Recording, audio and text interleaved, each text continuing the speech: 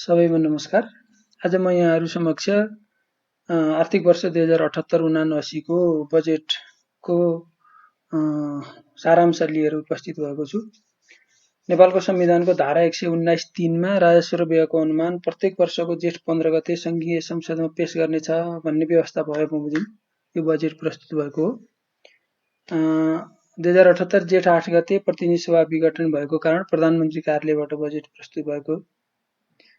राष्ट्रपतिबाट 2078 2/15 मा जारी भएका आर्थिक अध्यादेश 2078, विनियोजन अध्यादेश 2078 र राष्ट्र ऋण उठाउने अध्यादेश 2078 बमोजिम यो बजेट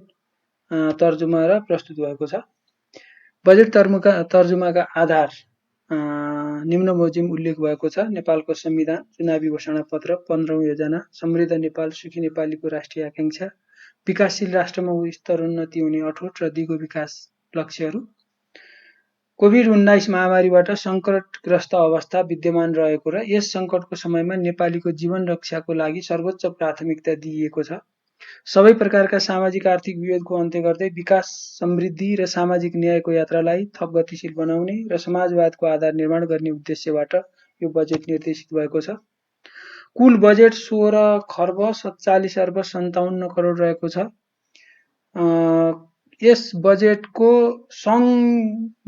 बाट खर्च गर्ने तर्फ हेर्दा चालु खर्च 6 खर्ब 78 अर्ब 61 करोड जुन 41.2% हो भने पुँजीगत खर्च 3 खर्ब 74 अर्ब 26 करोड यो 22.7% हो र वित्तीय व्यवस्थातर्फ 2 खर्ब 7 अर्ब 97 करोड 12.6% रहेको छ भने वित्तीय हस्तान्तरणतर्फ 3 खर्ब 86 अर्ब 71 करोड 23.5% रहेको छ। वित्तीय हस्तान्तरणतर्फ यस आर्थिक वर्षदेखि चालु र पुँजीगत खर्चको रूपमा विभाजन गरिएको छ। चालुतर्फ 3 खर्ब 25 अर्ब 74 करोड जुन 84.2% रहेको छ भने पुँजीगत खर्चतर्फ 60 अर्ब 97 करोड यो 15.8% रहेको छ। अब कुल बजेटको खर्च बेहोर्ने स्रोतलाई हेर्दा राजस्वबाट 10 खर्ब 24 अर्ब 90 करोड जुन 62.2% रहेको छ भने वैदेशिक अनुदानबाट 63 अर्ब 37 करोड खर्च बेहोरिने अनुमान गरिएको छ। यति हुँदा पनि न्यून हुने 5 खर्ब 59 अर्ब 30 करोड देखिन्छ भने न्यून हुने बजेट स्रोत अन्तर्गत वैदेशिक ऋणबाट 3 खर्ब 9 अर्ब 29 करोड र आन्तरिक ऋणबाट 2 अर्ब 50 करोड खर्च को बेहोर्ने स्रोत हुने अनुमान गरिएको छ। राष्ट्रिय प्राकृतिक स्रोत तथा वित्त आयोगद्वारा निर्धारित सूत्रको आधारमा समानीकरण अनुदान प्रदेश तथा स्थानीय तहलाई दिइने समानीकरण अनुदान प्रदेशलाई 57 अर्ब 95 करोड र स्थानीय तहलाई 94 अर्ब 56 करोड रहेको छ।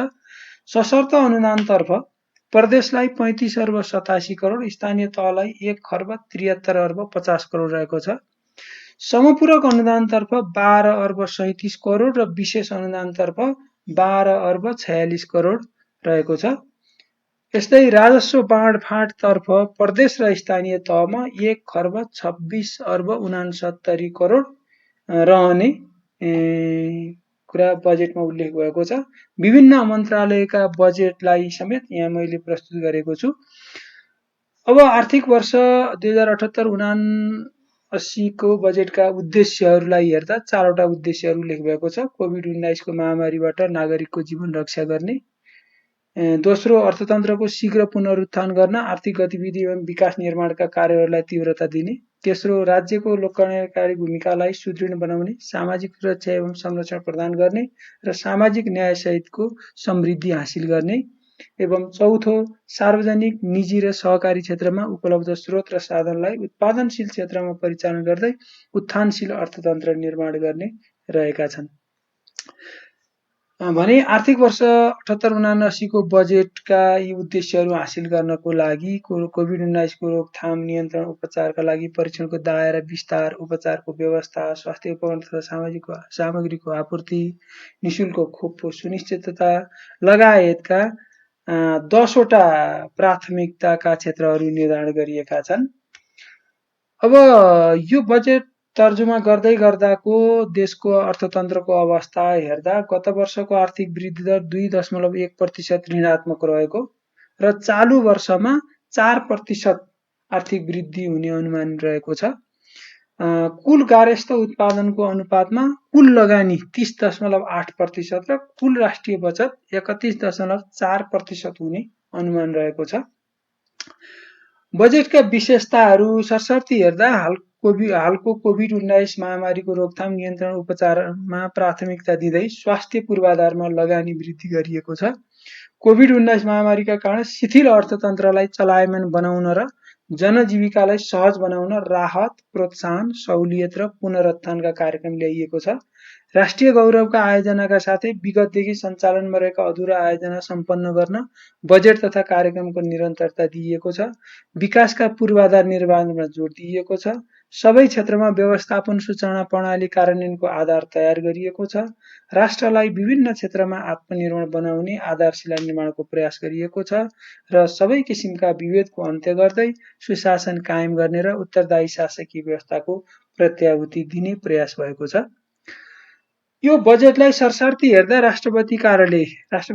कार्यालय संस्थासँग जोडिएका कार्यक्रम 3 वटा छन्। राष्ट्रपति महिला उत्थान कार्यक्रम जुन महिला उद्यमशीलता विकाससँग सम्बन्धित छ। राष्ट्रपति शैक्षिक सुधार कार्यक्रम शैक्षिक संस्थाहरूमा भौतिक पूर्वाधार विकाससँग सम्बन्धित छ भने राष्ट्रपति चुरे संरक्षण कार्यक्रम भूक्षय नियन्त्रणका कार्य विस्तारसँग सम्बन्धित रहेको छ। यस्तै प्रधानमन्त्रीको कार्यालय एवं प्रधानमन्त्री कार्यालय संस्थासँग जोडिएका कार्यक्रम 2 वटा छन्। प्रधानमन्त्री रोजगार कार्यक्रम बेरोजगार व्यक्तिलाई न्यूनतम 100 दिनको रोजगारी सुनिश्चित गरिने विषयसँग सम्बन्धित छ भने प्रधानमन्त्री कृषि आधुनिकीकरण परियोजना यो कृषि क्षेत्रमा उत्पादकत्व वृद्धि र आधुनिकीकरणका लागि पकेट क्षेत्रको अवधारणा कार्यान्वयन र कृषकलाई प्राविधिक सहयोग उपलब्ध गराउने कार्यसँग सम्बन्धित छ। बजेटमा उल्लेख भएका मुख्य विषयहरू स्वास्थ्य क्षेत्रमा हेर्दा कोभिड-19 को परीक्षण तथा उपचार निशुल्क, सेवानिवृत्त र इन्टर्नसिपमा रहेका स्वास्थ्य कर्मीलाई 1 वर्षको करारमा लिने, आधारभूत स्वास्थ्य सेवा निशुल्क पाउने नागरिकको मौलिक सुनिश्चित गरिने, सबै स्थानीय तहमा आधारभूत अस्पताल व्यवस्था गर्ने, अन्तर्राष्ट्रिय स्तरको स्वास्थ्य उपचार सेवाको व्यवस्था गरिने, निरोगी नेपाल अभियानलाई प्रभावकारी बनाउने, स्वास्थ्य बिमा कार्यक्रमको विस्तार गर्ने, एकल असहाय र ज्येष्ठ नागरिकका लागि निशुल्क औषध उपचारको व्यवस्था गरिने। यस्तै श्रम रोजगारी सिर्जना तथा सामाजिक सुरक्षा क्षेत्रतर्फ सबै नागरिकलाई मर्यादित रोजगारी सुनिश्चित गर्न सरकारी, निजी, सहकारी र गैर सरकारी क्षेत्रको समन्वय गरिने, बेरोजगारलाई न्यूनतम 100 दिनको रोजगारी सुनिश्चित गर्ने, सिप विकास तथा कार्यस्थलमा आधारित तालिम सञ्चालन गर्ने, शैक्षिक प्रमाणपत्रको धितोमा सहुलियतपूर्ण कर्जा उपलब्ध गराउने, कार्यस्थलमा भेदभाव र हिंसाको अन्त्य गर्ने, श्रम अडिटको व्यवस्था गर्ने, औद्योगिक प्रतिष्ठान र सङ्गठित क्षेत्रमा काम गर्ने श्रमिक तथा कामदारको निशुल्क सामूहिक दुर्घटना बिमा गरिने, जीवन चक्रमा आधारित सामाजिक सुरक्षा कार्यक्रम सञ्चालन गर्ने, योगदानमा आधारित सामाजिक सुरक्षा कोषको दायरालाई फराकिलो बनाउने। यस्तै महिला तथा बालबालिका क्षेत्रतर्फ सरकारबाट अनुदान प्राप्त गरी सञ्चालन हुने निकायको कार्यकारी तहमा 33% महिला हुने व्यवस्था गर्ने, वञ्चितीकरणमा परेको समुदायको क्षमता विकास र सशक्तिकरण गर्ने, बालबालिकाको सर्वाङ्गीण विकास तथा बाल साहित्यको प्रवर्धन गर्न बाल प्रज्ञा प्रतिष्ठानको स्थापना गरिने। कृषि क्षेत्रतर्फ कृषि क्षेत्रलाई आधुनिकीकरण र व्यवसायीकरण गरी उत्थानशील अर्थतन्त्रको आधारशिलाको रूपमा विकास गर्ने, कृषि उत्पादनको विविधीकरण एवं विशिष्टीकरण मार्फत उत्पादकत्व अभिवृद्धि गर्ने, प्रधानमन्त्री कृषि आधुनिकीकरण परियोजनालाई निरन्तरता दिइने, उपयोगमा नआएका सरकारी कृषि फार्म र बाँझो जमिनमा व्यावसायिक खेती गर्न निजी क्षेत्रलाई परिचालन गर्ने, हिमाली जिल्लामा व्यावसायिक पशुपालनका लागि निजी क्षेत्रलाई प्रोत्साहन गरिने, कृषि अनुदान प्रणालीलाई उत्पादनमा आधारित बनाउने, रासायनिक मल कारखानाको स्थापना गर्ने, अर्ग्यानिक खेतीको ब्रान्डिङ, प्रमाणीकरण र बजार प्रवर्धन गर्ने, कृषि उपजमा आत्मनिर्भर गराउन लक्षित रहेको, कृषि अनुसन्धानमा लगानी वृद्धि गरिने र खाद्य एवं पोषणको पहुँच विस्तार गरिने। यस्तै सिंचाई क्षेत्रमा हेर्दा सिंचाई सुविधा विस्तार गरी कृषि उत्पादन र उत्पादकत्व वृद्धि गर्ने,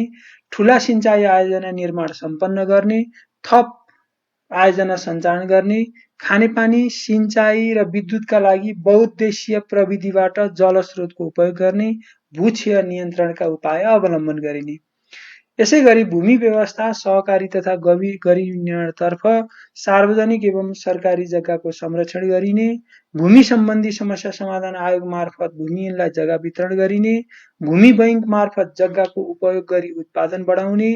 भूसूचना प्रणालीमा आधारित भू उपयोग नक्साको प्रयोग गर्ने, मेरो किता प्रणालीलाई सुदृढ र कार्यान्वयन योग्य बनाउने, सहकारी क्षेत्रलाई अर्थतन्त्रको महत्त्वपूर्ण आधार स्तम्भको रूपमा विकास गर्ने तथा उद्यमशीलता विकास र रोजगारीका अवसर विस्तार गर्नु परिचालन गर्ने, वित्तीय पहुँचको विस्तार, सामाजिक एवं आर्थिक सशक्तिकरण र उत्पादनशील क्षेत्रमा सहकारी क्षेत्रको परिचालन गर्ने,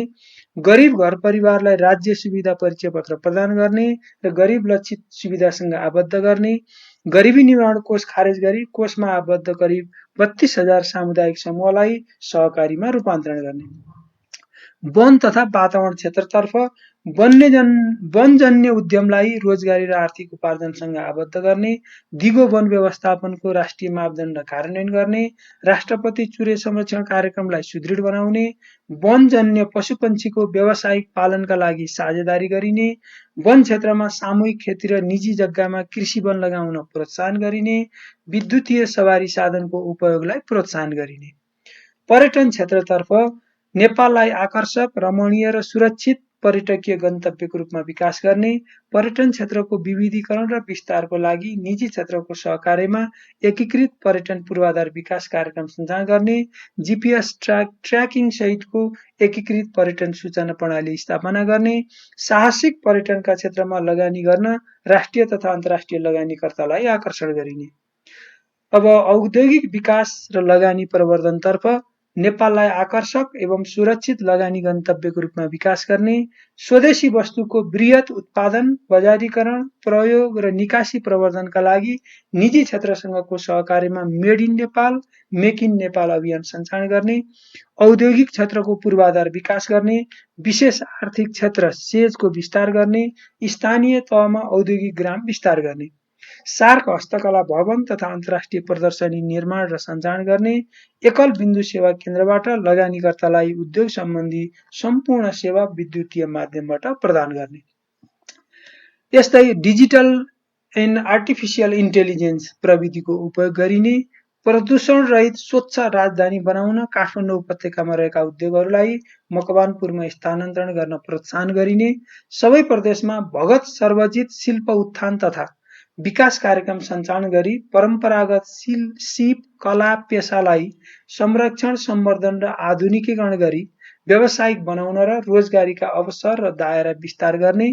खनिज पदार्थको अन्वेषण, सर्वेक्षण गरी उत्खनन गर्ने, चिया, कफी, अलैँची जस्ता मौलिक पहिचान भएका उत्पादनको प्रशोधन, प्याकेजिङ र ब्रान्डिङ गरी अन्तर्राष्ट्रिय स्तरमा मान्यता प्राप्त गुणस्तर प्रमाणीकरण सहित निकासी प्रवर्धन गर्ने,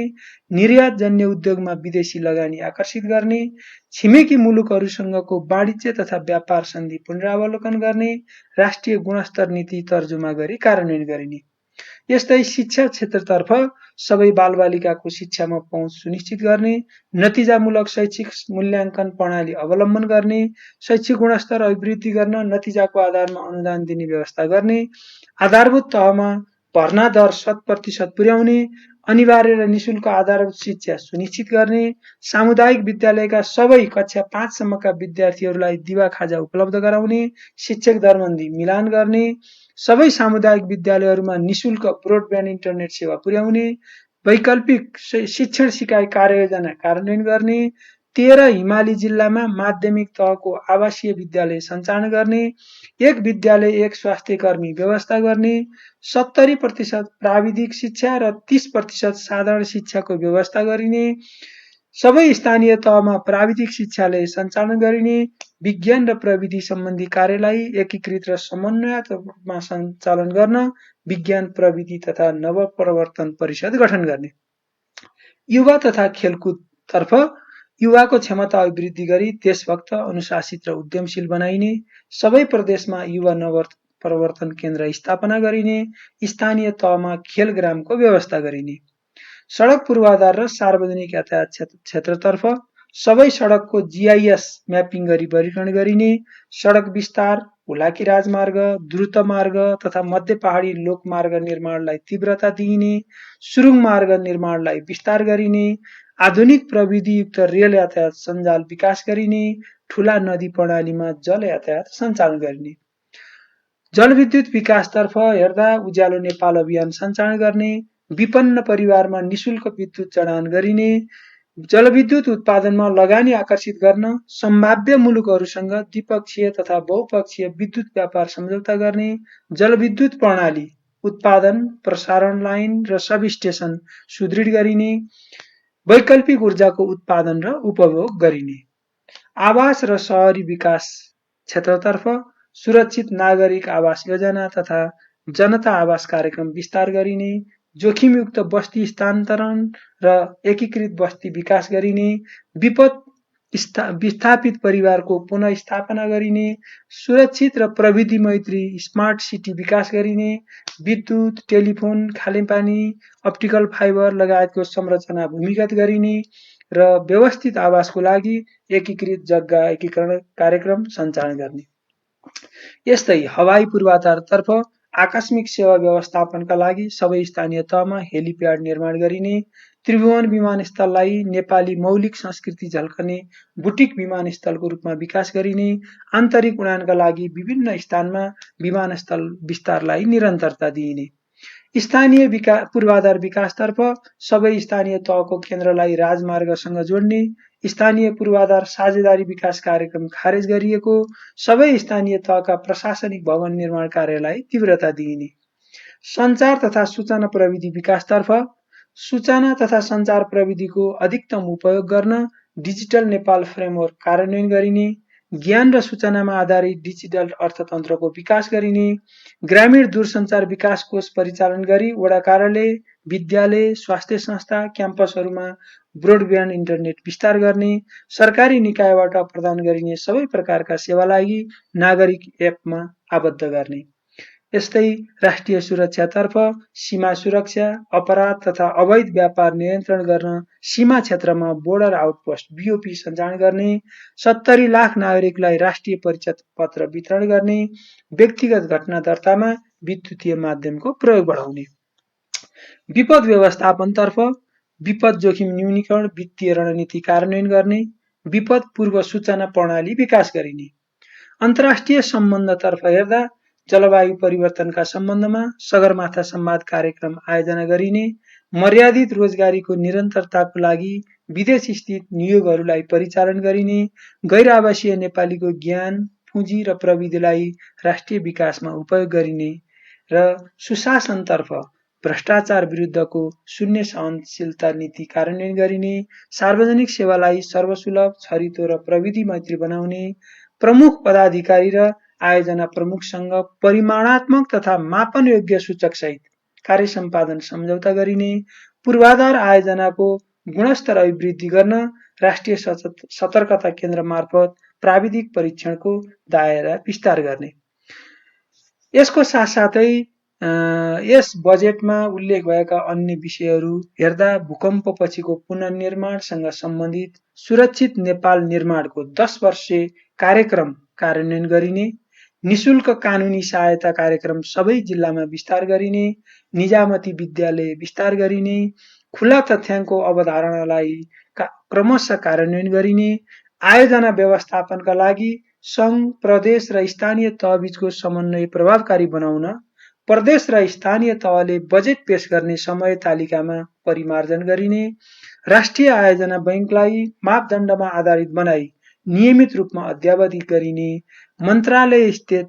स्तरीय बजेट सूचना प्रणाली LMBIS लाई स्तरोन्नति गरी रकमान्तर र कार्यक्रम संशोधन प्रक्रियालाई सरलीकृत गरिने, कार्य सम्पादनमा आधारित पुरस्कार र दण्ड प्रणाली अवलम्बन गरिने,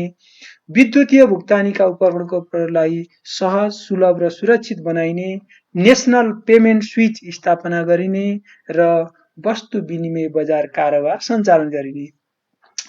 आर्थिक वर्ष 2078-79 को बजेटका मुख्य विषयहरू समेटेर यो सामग्री तयार भएको छ। कतिपय विषयका छुटेका पनि हुन सक्छ। अर्थ मन्त्रालयको वेबसाइट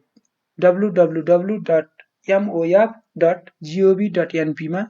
पूरा आय व्ययको विवरण प्राप्त गरी थप अध्ययन गर्नुहुनेछ। यो भिडियोलाई शेयर र सब्स्क्राइब गरी नयाँ जानकारीको साथमा रहनुहुनेछ। हस्त धन्यवाद।